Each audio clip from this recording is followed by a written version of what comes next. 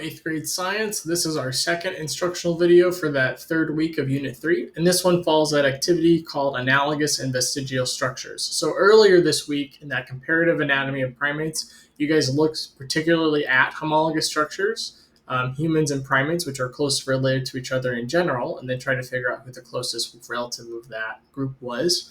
Now we're looking at the two other type of structures that you guys took notes on last week, in this case analogous and vestigial. So really, we're just trying to learn more about those structures and how they relate to evolution.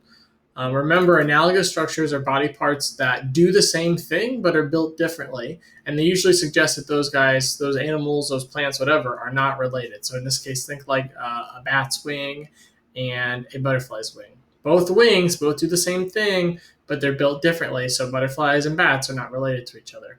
The vestigials, like the leftover body parts, that no longer do their function, and those actually can suggest that they're related if they both have them. And we'll kind of talk about that in the assignment as well. If you look at the success criteria, one is that you just need to be able to explain the difference of what I just talked about, these two structures, and homologous as well in there too. So again, use your notes if you need to, but you just need to know what those structures are and the difference between the three. You should be able to compare and contrast different examples of analogous structures, as well as explain just what a vestigial structure was once used for. And I'll kind of go and explore that here in the directions.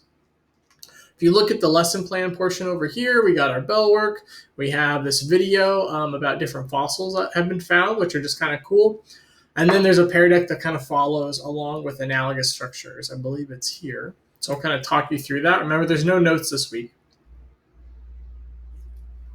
So you guys will be doing this as a pair deck if I get this loaded up here. What you're going to be doing is you're going to tell me some things that these two organisms have in common. In this case, we have a bird and a butterfly. They both have wings. That's probably the obvious answer some of you guys are going to put. And then you're going to tell me how are the wings of a bird and butterfly built differently, because these are an example of analogous structures. They're both wings, but they're built differently. One has bones and feathers, and one has chitin. You're going to do essentially the same thing. We got a dolphin and a shark.